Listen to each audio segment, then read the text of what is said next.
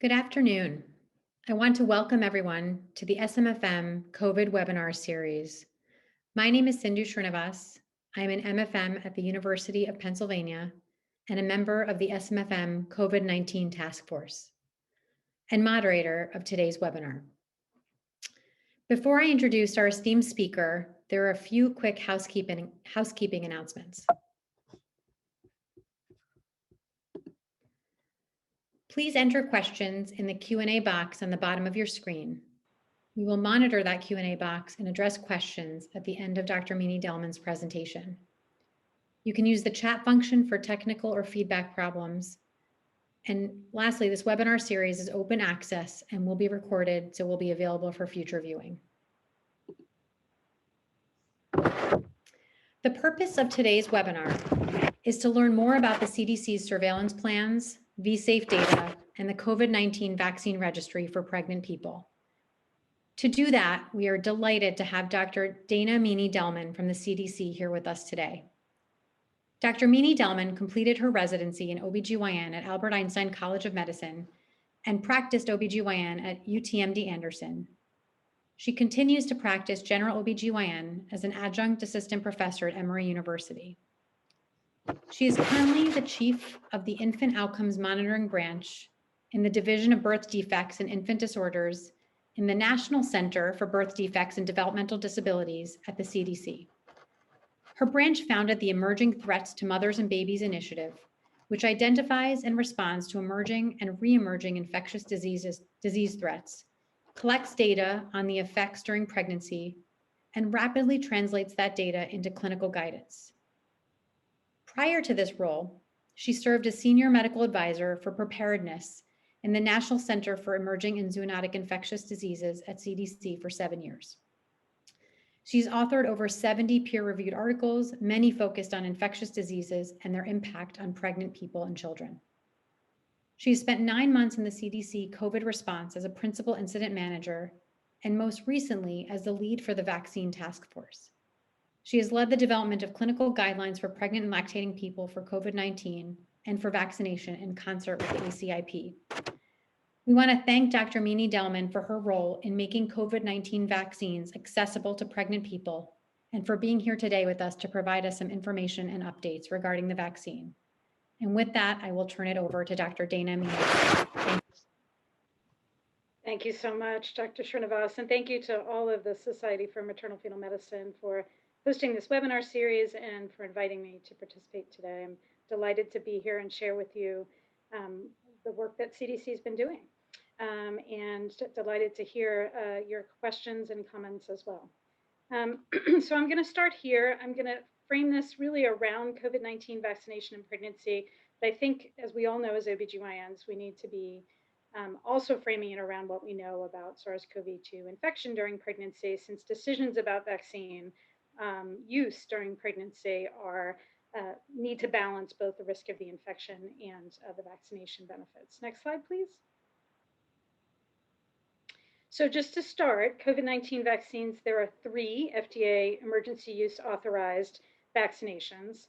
One is the Pfizer-BioNTech, that's the first one, which is 2 doses 21 days apart. Moderna, which is 2 doses 28 days apart. And most recently, Johnson & Johnson Janssen vaccine, which is a 1-dose vaccine, and this is the latest vaccine to be authorized. We're hoping more will come on the market soon.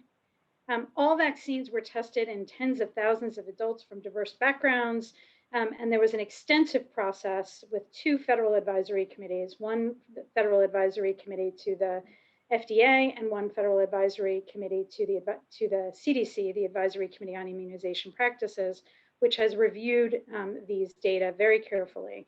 So we feel confident in the use of these vaccines. Clinical trials were completed for all vaccines and proved that they were safe and effective at preventing COVID-19 with the primary endpoint of severe COVID. As I think we all know, pregnant women were excluded from the vaccine trials for COVID-19 vaccines, although we do know that the Janssen vaccine, which uses a similar platform to the COVID-19 vaccine, has been used in Ebola to prevent Ebola and has been used in over 2,000 pregnant women with no safety signals. So while no direct vaccine data on pregnant women. We do know a similar platform of the Janssen vaccine has been used in West Africa successfully. We don't know yet how long protection from the vaccines will last, and that is an ongoing area of research and an ongoing area of interest, but so far so good. Next slide. So just to give you a sense of where we are with COVID-19 vaccine distribution, we have delivered 164 million doses, and we've administered 128 million doses of vaccine. And we're at about 25% of the population, which is quite amazing. This took us 15 weeks to get here, but this would have been 2 years in the Vaccine for Children program to get to this number. So in 15 weeks, we've done what we would traditionally have done in a 2-year period of time. So very exciting. More vaccine is coming, and we're really hoping to continue to ramp up our vaccine distribution so that every American can get a vaccine by early May. Next slide. So what about pregnant women or pregnant people? Do they have access to the vaccine? So we've been monitoring this. Early February, there were about 15 states that provided access to the vaccine for persons who are pregnant. This is the most recent information we have by looking at different state websites as of March 24th, 2021. So you can see here, these numbers are growing. Many of the states are providing access to pregnant women based on pregnancy. So pregnancy is an eligibility criteria based on the fact that we know that pregnancy poses a risk for more severe disease. There are some states in the light blue that consider pregnancy as one of the conditions for eligibility for vaccine. And we're hoping that over time, we will see more of the states transition to this dark blue color. Next slide, please.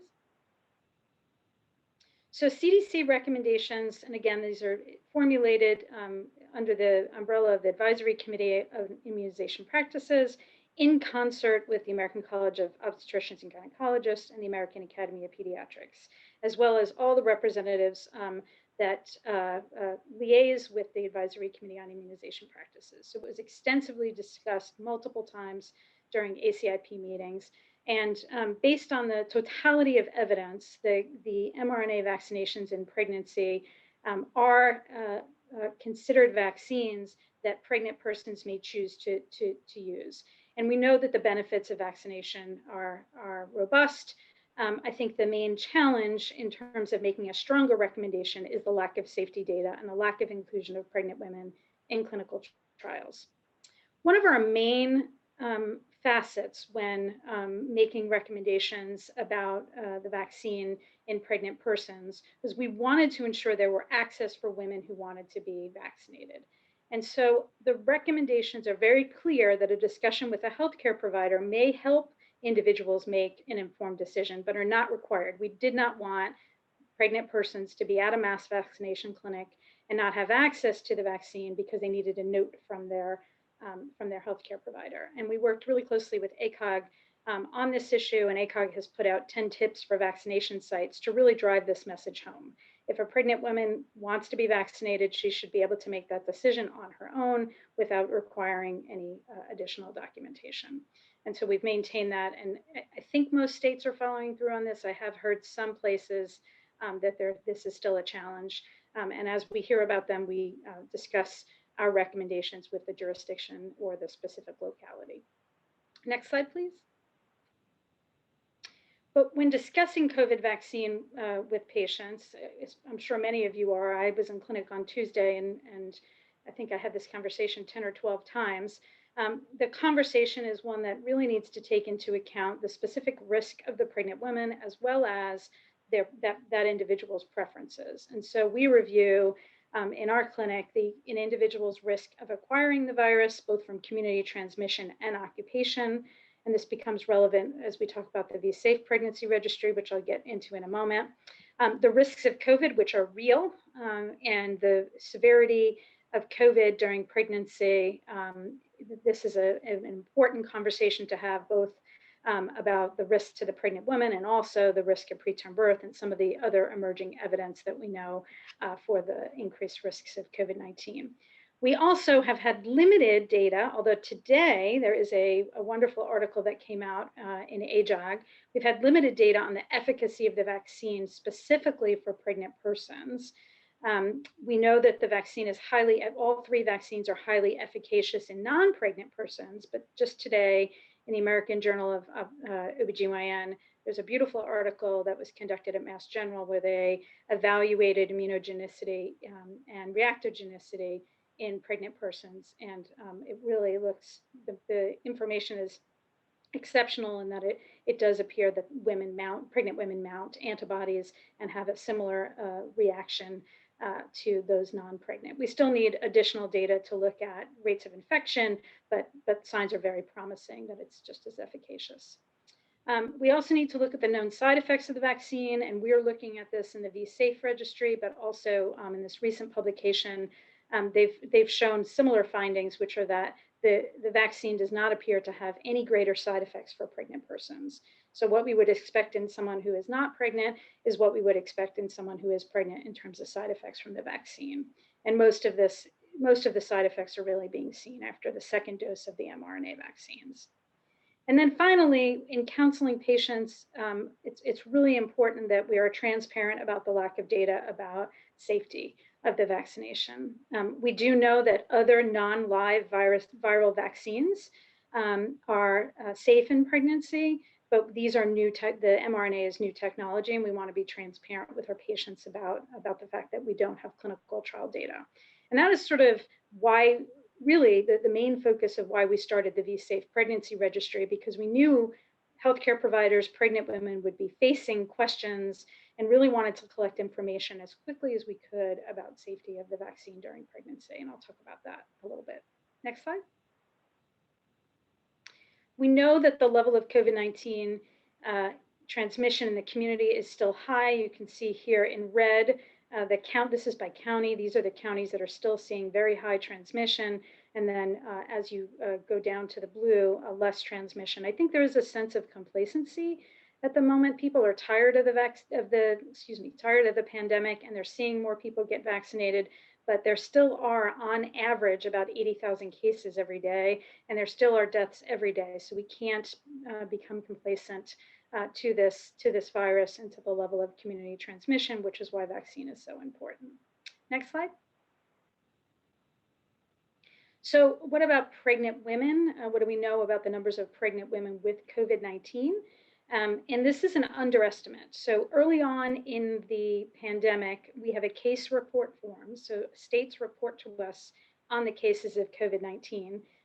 And on the case report form, we added a variable to capture pregnancy status. Only about a third of the case reports that come in actually have that variable completed. So that's why I believe this number of 80,590 pregnant women is probably an underestimate, because we don't have complete data on all the case report forms. But at least this number of pregnant women have experienced COVID-19 during pregnancy. And the same thing here on our deaths. We know that 88 pregnant women, again, probably an underestimate, have died in association with COVID-19 diagnosis during pregnancy. So underestimates, but this is real. We know there are risks, and that inclusion of the pregnancy status on our case report form is what allowed us to quickly do comparisons between pregnant and non-pregnant individuals and establish some of the first data indicating that COVID-19 is more severe during pregnancy. Other researchers subsequently have confirmed these findings, and systematic reviews are finding universally that there is an increased risk of severe infection associated with COVID-19 during pregnancy. Next slide. So this is one of those systematic reviews that is a living systematic review. It was just updated very recently. And this is, again, not only CDC data, but it aggregates the data from other researchers on the severity of COVID-19 during pregnancy. So they're finding fever and cough are the most common symptoms occurring in about 40% of pregnant people, and they are finding increased risk of severe illness, including admission to the ICU, preterm birth, maternal death, and then most recently in the update, an increased risk of stillbirth, although the numbers are very small, and an increased risk of admission to the neonatal intensive care unit for the neonates. So this is a lovely systematic review and is a great source of information as we accumulate more evidence about COVID-19 disease in pregnancy. Next slide. And this is our US data from our SETNet. So Dr. Srinivas mentioned that our branch founded the SETNet Surveillance of Emerging Threats to Mothers and Babies Network. This is actually a surveillance network that was established during Zika and was formerly known as the US Pregnancy and Infant Zika Registry. And we were able to use that same surveillance platform and expand it for other infectious diseases. So we capture information about syphilis during pregnancy, hepatitis C during pregnancy, and then when COVID hit, we were able to activate this surveillance network and work with our state partners, our jurisdictional partners, to rapidly collect information about pregnancy and infant outcomes. So you can see this was from a recent publication of our SETNet data, and you can see we're still primarily tracking women infected in the third trimester of pregnancy. We are seeing most of them are delivering vaginally, and you can see that we are seeing preterm deliveries that are occurring. They do tend to be later preterm, and that's likely a function of the cohort of women that are in the SETNet system. You can see we've had 13,891 birth outcomes, almost 14,000 live-born infants, and about 132 pregnancy losses, which is an area that we really need to dig into more. What's the risk of pregnancy loss associated with severe COVID-19 during pregnancy? Next slide. Another analysis that was done using the SETNet data is on a preprint server. It's not published yet. Romeo Galang is the first author on this paper. This was looking at the risk of moderate to severe or critical illness about pregnant women with SARS-CoV-2.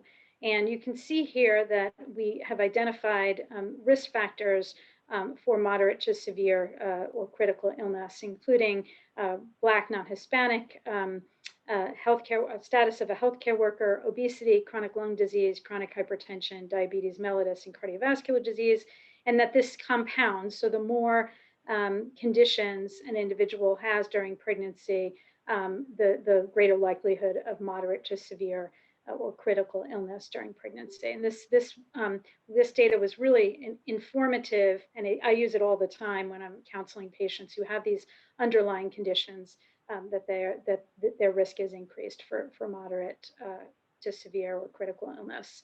So I'm heavily counseling my patients who have these conditions about the real risks and the real benefits of vaccination. Next slide. So we know on the maternal immunization landscape, this has changed, and I feel like COVID may be the turning point for maternal immunization. For a long time, I've been in OBGYN for a long time, and I'm sure many of you have as well. For a long time, pregnant women were considered a vulnerable population, and I feel like we are moving away from that terminology as a nation, I hope, and really recognizing that pregnant women have autonomy to make their own decisions, and that this notion of a vulnerable population is really passé. We're really emphasizing, and I think SMFM, certainly NIH, ACOG, many groups are emphasizing the need to give pregnant women the opportunity to participate in clinical trials so that we have the data we need, the evidence we need for women and healthcare providers to make informed decisions. And we really can't do that with simply animal studies or animal reproductive toxicity studies. And really emphasizing more and more in the landscape of maternal immunization that it's not just looking at the risks of a vaccine, but really looking at seeing, I'm sure you all are continuing to see pregnant women come into our emergency rooms and being admitted with COVID-19. And so really in the discussion about risks of not vaccinating, what are the risks of the infection?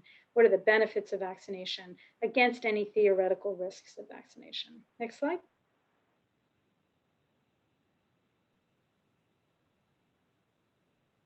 Can you advance? Oh, thanks. So when we were making our recommendations about vaccination, there was limited safety data on these vaccines. There were DART studies, or animal reproductive toxicity studies, that have been done in rats with the vaccines, and none of those have demonstrated any safety signals with Pfizer, Moderna, or Janssen. And at the time that we were issuing recommendations and the emergency use authorization for each of these vaccines was being issued, There were no safety concerns among those women who were inadvertently vaccinated with any of the 3 vaccines. Pregnancy testing was part of the clinical trial. So if they tested positive on a pregnancy test, they were excluded, but these are women who became pregnant at some point during the clinical trial. We do know that mRNA, from the work that's been done by FDA and by the manufacturers, we do know that mRNA degrades quickly by normal cellular processes. How long that takes and exactly the process in pregnancy has not really been studied. But we do know that mRNA is not expected to enter the nucleus of the cell. And so that's important. And I think that we've heard lots of questions of concerns of genetic alterations that may occur because of these quote unquote genetic vaccines. And we've really tried to dispel the myth that we don't expect there to be any risk to fertility, and that we don't believe these vaccines integrate into DNA or cause any genetic changes. And then I mentioned already on the Ebola adenovirus vaccine how similar it is to the current J&J Janssen vaccine, and that this platform has really not shown any safety signals in West Africa. Next slide. So what is CDC doing to monitor COVID-19 vaccine safety during pregnancy, since this is a main concern? We put out a lot of information about the infection, but really people want to know, are these vaccines safe during pregnancy? Next slide. Can you go forward?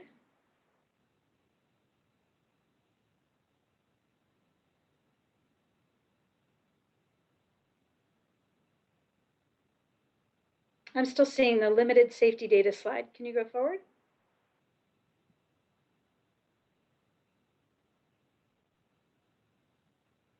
And one more. Thank you. So CDC and FDA have existing systems to monitor safety of vaccines. One of them is called our VAERS system, and the other is called our Vaccine Safety Datalink system. But when this pandemic hit, we knew we needed information very quickly. And so CDC created a VSafe, which is an after-vaccine health checker. And what this does is individuals who are vaccinated self-enroll and receive text message health check-ins via text message from CDC during the first year after receiving vaccines. We asked that folks report if they have a clinically important health impact. So if they had to call their doctor, if they had to receive care, if they had to take a day off work, those would be health impacts that we would measure. When this VSafe system was created, we included a question about pregnancy status. And so in the VSafe self-checker, when individuals enroll, they can indicate if they're pregnant or not. Once they indicate if they're pregnant or not, we then call those women and ask them if they would like to enroll in the VSafe pregnancy registry. And I must say, I don't think we expected quite the response that we have gotten of the number of individuals who have enrolled in VSafe. We're very excited that so many people have enrolled in VSafe, and even more excited about the number of women who are enrolling in the pregnancy registry. Next slide, please. So as of our last presentation at ACIP, Advisory Committee on Immunization Practices, we had about 30,000 women who reported they were pregnant when they enrolled in VSafe. And as of March 22nd, that is at 60,000. So we've had 60,000 persons who enroll in VSafe and indicate that they are pregnant. Some of those are not accurate because people do make mistakes when they enroll in VSafe. And we do not have a way to measure nationally the number of women who are pregnant who have been vaccinated. But this is quite a high number. And we think it's probably even an underestimate. So it's probably more than that. Next slide.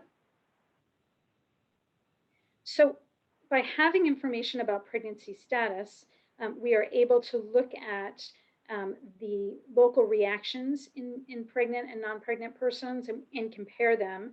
And you can see here in this graph at the very top, the pain, swelling, redness, and itching, really no difference for Pfizer dose 1.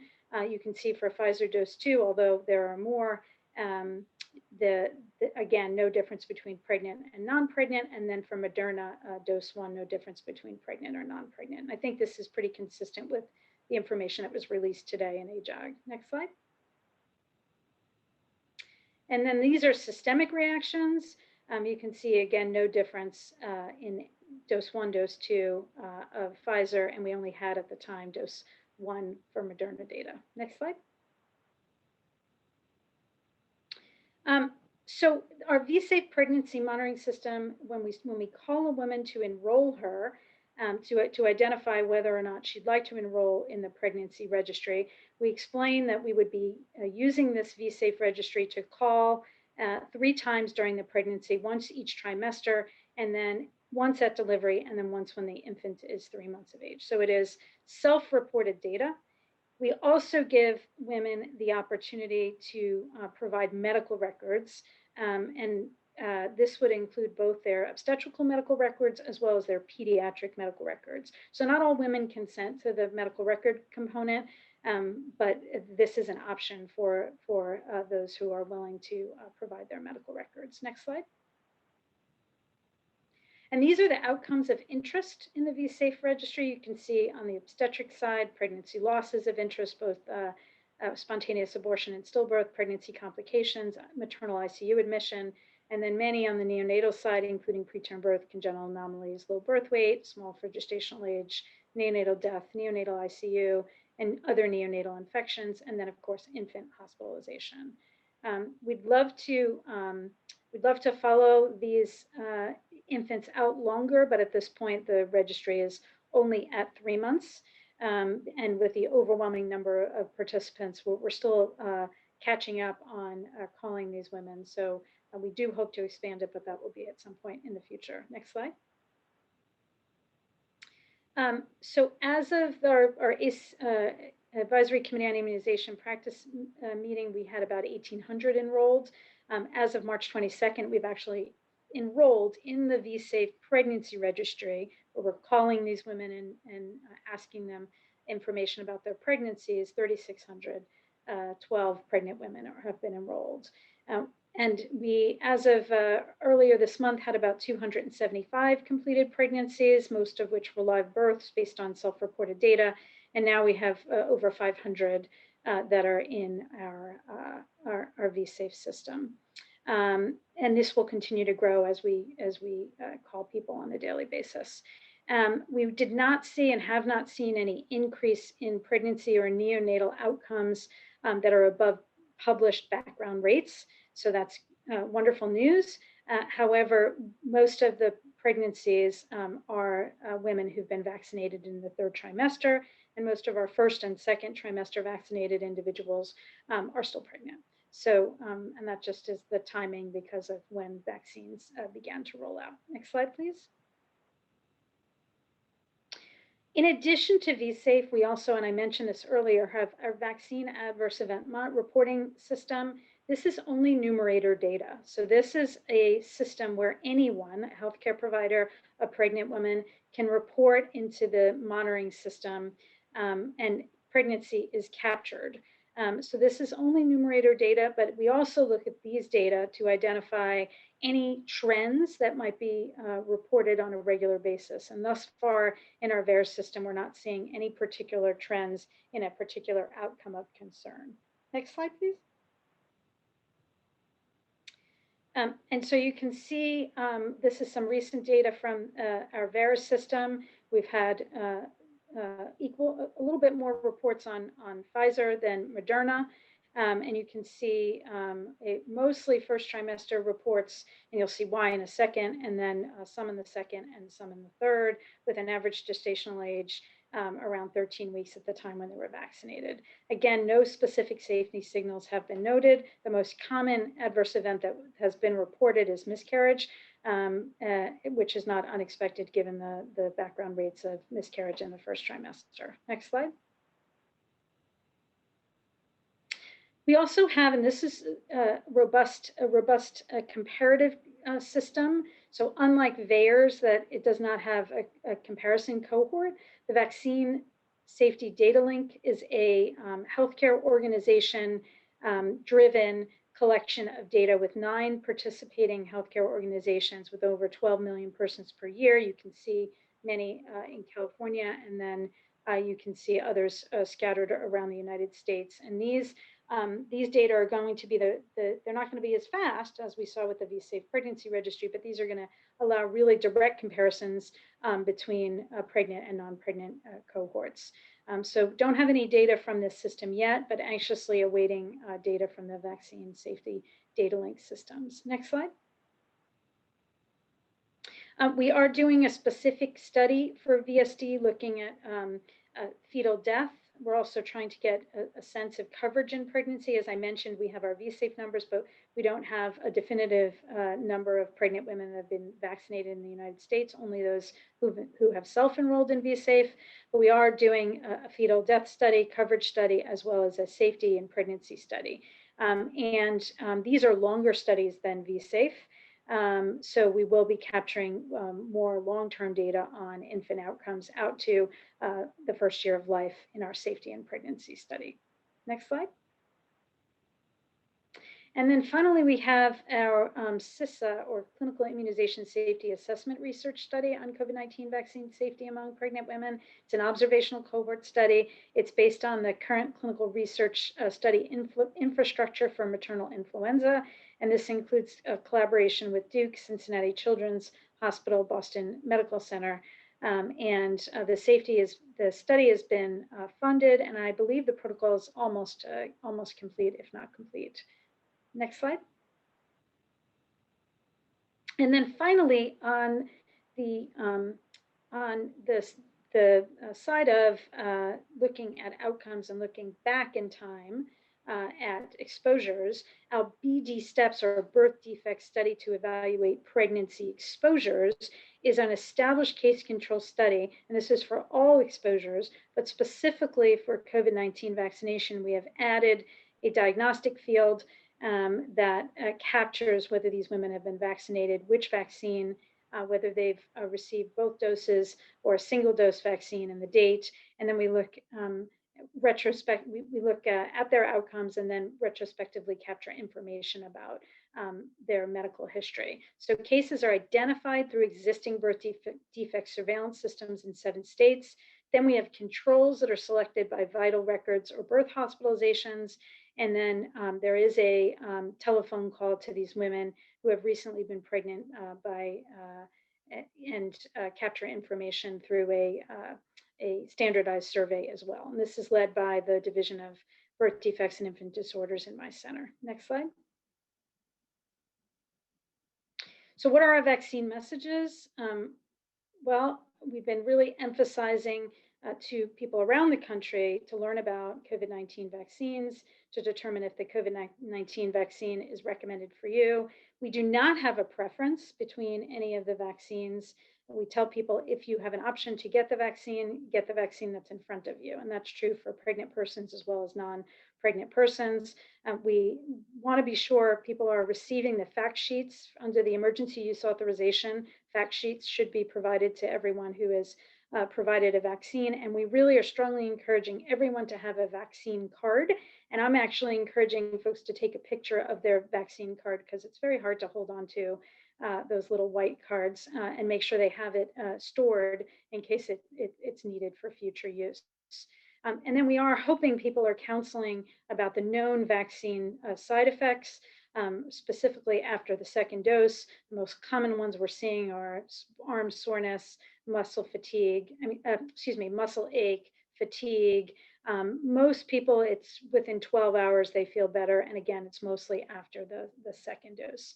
We hope that people are continuing to enroll in VSafe, and that is on the EUA fact sheet that they should be receiving at the time of vaccination. So we do hope that people continue to enroll in VSafe. And as we approach a time when more children will be vaccinated, we know that for the Pfizer vaccine, we can vaccinate 16 and older, but as more data accumulate about some of the clinical trials in adolescents, we do want to continue to capture information about side effects in children, and really are encouraging the continued use of VSafe as we vaccinate younger and younger persons. Next slide. And these are some of our key messages. I'm sure you all know these, but there still are a lot of myths out there about the vaccine, specifically giving people COVID. I think the other big one I hear on a regular basis is concerns about fertility. I think the other big question people continue to have is whether it will affect a COVID-19 test if they've been vaccinated. And of course, that's not true. Next slide. So hopefully this has is something that you all have seen on either on our website or through our other channels. Our specific recommendations and messages that there is no current evidence really for any vaccine, including COVID-19 vaccines, causing fertility problems. So I know that that continues to circulate on social media, unfortunately. Next slide. And then another question that comes up is about the second dose. If someone was not pregnant when they received their first dose and they are debating whether or not to receive their second dose, again, same information that we've described here, that our initial data has been reassuring. In our VSafe registry, and a caveat with this is that they're mostly healthcare workers, but in our VSafe registry, almost every woman who has received the first dose of vaccine has received the second dose. So it does appear that the compliance with first and second dose is high. So we are recommending that folks complete their vaccination series. Next slide. And then side effects, we know they can occur, and I think data today is really consistent with what we have in our VSafe registry, which is that the side effects are similar between pregnant and non-pregnant persons.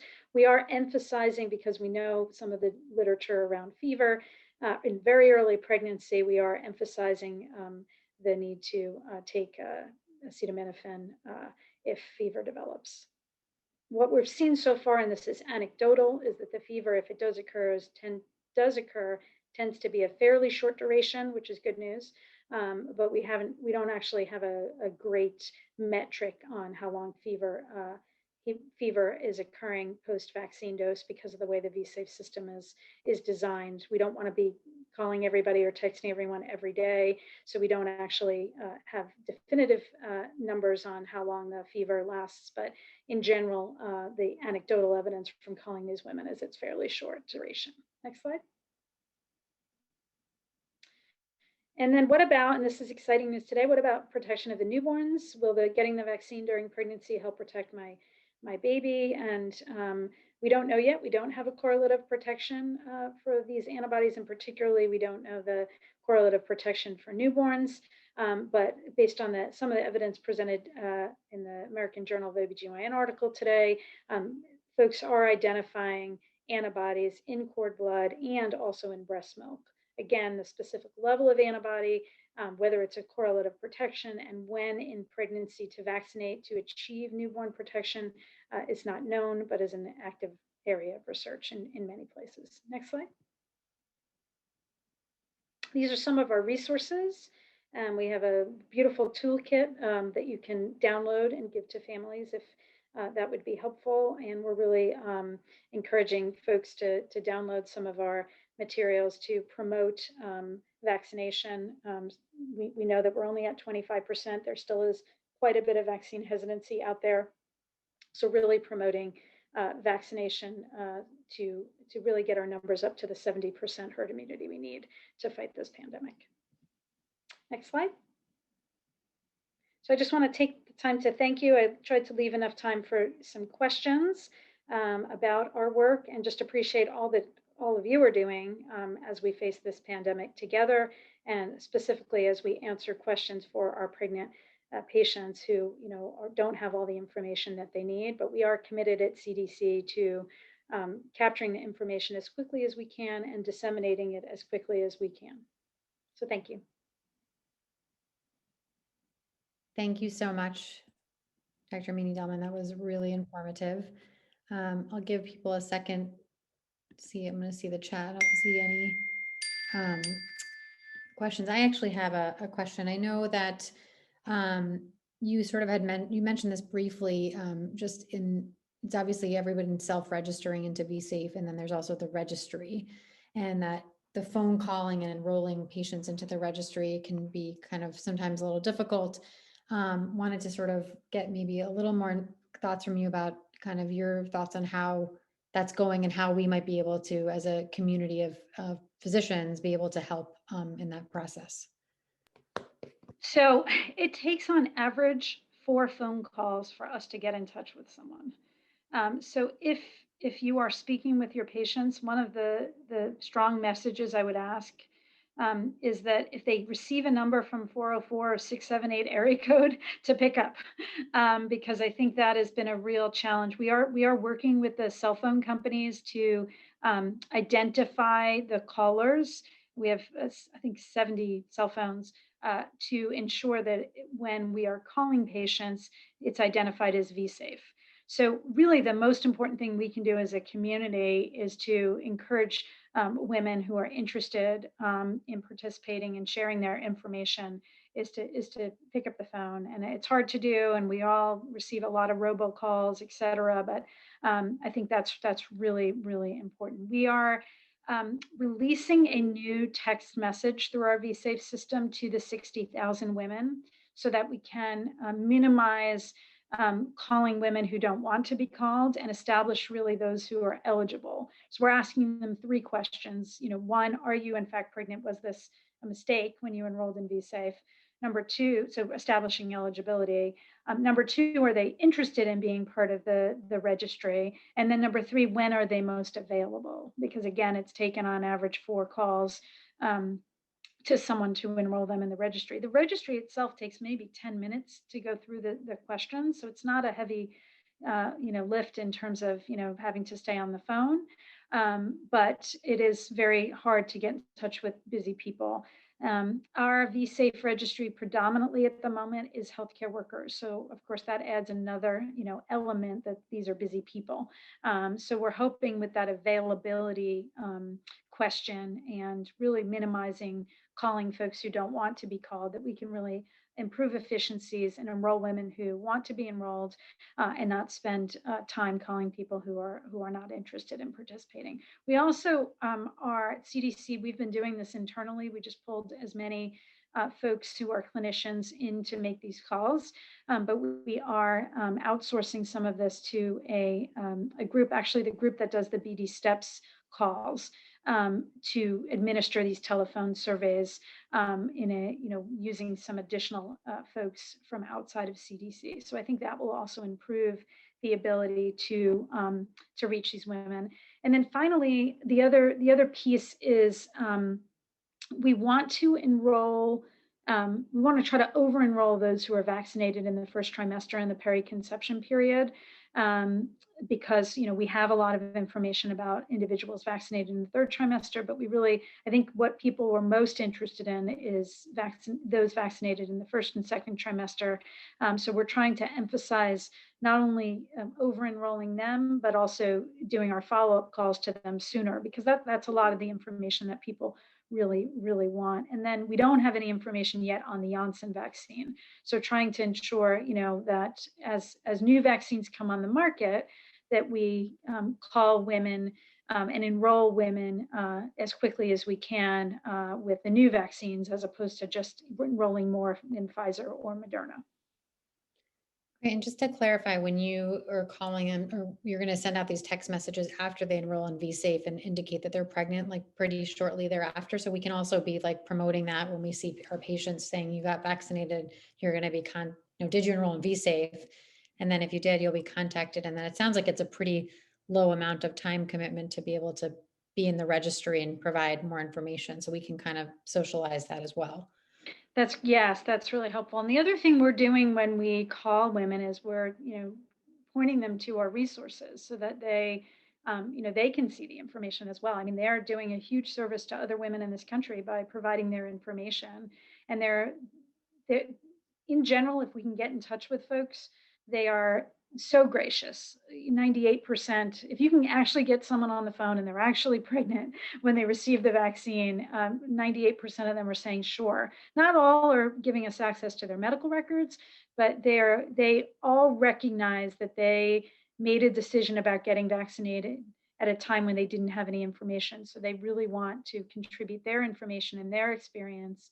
And it's just a wonderful example of women helping other women. But yes, if you're talking with patients, encouraging them that we are going to call. It's just we may not call right away after they've been vaccinated, and encouraging them to enroll in the registry if possible. Great. My other follow-up question, you kind of alluded to a little bit in terms of when you said you're looking to kind of enroll in the earlier periods, but do you have a sense of all across the number of women that have been vaccinated in pregnancy, the distribution by trimester? Yeah, the predominance, I don't have the numbers off the top of my head, but it's something like 40% are in the second trimester, 30% are in the first trimester, and these numbers change every day, and the rest are in the third trimester with a very small, I think like less than 1% are actually in the periconception period. We are interested also in trying to over-enroll those who were not pregnant at their first dose, but were pregnant at their second dose, because that's how we're going to get at our women in the or early pregnancy or periconception period. So trying to really emphasize that and encouraging this surveillance system to really, and we did this with Zika, and we've really tried to do this with COVID as well, to focus on obtaining data for the most important questions that we're facing, right? I mean, it's one thing to collect data and to ask important scientific questions. It's a whole different thing when we are trying to actually inform decisions right now. So we need to really think about what are the most important questions yet to be answered. Yes, there's accumulating evidence about the safety. Yes, there's accumulating evidence about immunogenicity and reactogenicity and probably efficacy. But what are the main safety questions that remain? And so really trying to be facile with our registry to identify those women who can help us answer those questions. So we're really targeted and focused on that, which is great. And as I said earlier, it's a wonderful experience that so many women are enrolling and are willing to share their information. So we should take advantage of that. Yeah, and as you said, the safety information is there's like multiple levels of safety information, right? There's like sort of immediate sort of reaction from the vaccine, which we're starting to understand is really no different than what we know for non-pregnant patients. And then there's sort of safety in the pregnancy outcomes, which we need people to deliver to sort of see that eventually. And then, then there's what you're doing sort of with the registry, which is like looking more downstream at even 1 year postnatally to see if there's any kind of signals in that space. And so some of this is going to take time, but I think the amount of information that the CDC is accumulating under your leadership is really tremendous and is really helping. So thank you again for all of your leadership in this area. Well, it's a huge team. Thank you for saying that. I appreciate it, but it's just a huge team of people. And it's the same people who have sort of witnessed this over and over again with, H1N1, Ebola, Zika, so I think it's a committed group. We lost Denise Jameson, unfortunately, but other than that, we've had a committed group of similar people who feel passionately and who continually advocate for the need to obtain these data quickly and get the information back out there. And it's not going to be perfect. We don't know everything. Surveillance data is not research. It's observational data. It has lots of caveats, but trying to, at least provide the information that we know when we know it is really our goal. It is a little bit of a nuanced message because we know we're not going to be able to say these vaccines are perfectly safe, but I mean, we're OBGYNs. We face this every single day with every patient we see in some form or another. So I think that discussion and that movement in the way of thinking is really exciting. That we're sort of educating the nation on that. Oh, I couldn't agree more. I feel like that is a constant struggle that we have of just having limited information when we counsel patients about a whole variety of things. And so this seems to have been the tipping point of a lot of people understanding that this is unacceptable to have such limited information and then to try to have people make a kind of an informed decision without much information to make that decision. So hopefully a lot of progress in that space with this is a good stimulus for that. We can't forget, though. I feel like we learn this lesson every time we have an emergency response. So Very we true. have to just stay on it as a community and not let people forget, because I was talking with some of the ACOG colleagues, and they said we go through this every time there's an emergency response, and partially because we have to educate a whole new group of people. But I think it is important that we don't lose momentum here. I mean, we can really make a difference here, and I think we need to take advantage of the opportunity. I thought Zika would do that, but I think Zika plus COVID may be what it takes to sort of put a spotlight on these issues. Yeah, and the sheer volume of patients and the longevity of this pandemic, like just how, like, we're not out of this yet, and it's gonna be a little while. I think that it's the momentum has built, and now it's sort of a matter of sustaining it through a solution. Right. Well, and the other thing is, I mean, as I said already, these numbers are an underestimate, but 60,000 individuals who've indicated they're pregnant, so some large number, have chosen to be vaccinated. So when you think about clinical trials, I Mhm. mean, that portends extremely well that, again, it may depend on what the clinical trial is about, but it definitely speaks volumes, I think, in terms of willingness of individuals who are pregnant to look at life-saving treatments, and their willingness to perhaps participate in clinical trials down the road. Again, it will vary on what the clinical trial is for, and what the intervention is, and what the medication is. But I do think to me, it really speaks volumes, and it's sort of, women speaking out with enrolling in VSafe and saying, this is important to us, and we want to be part of this. I could not agree more. I'm just checking the Q&A one more time. I don't see any questions in the Q&A. I want to, again, thank you so much for your time this afternoon and for all of that information. And for those of you who are on, this was recorded and will be posted so it can be viewed at any time. That was really helpful information. And we will certainly spread the word and think about how we can spread the word to our members about just bringing up the kind of, I know we've been promoting Be Safe, but also the registry in a continued active way. Great. Well, thank you so much for the kind invitation, and I do hope that people continue, to promote Be Safe and the pregnancy registry. And again, if you're talking with your patients, to tell them to answer the phone if they're willing. Absolutely. Thank you again. All right. Take care.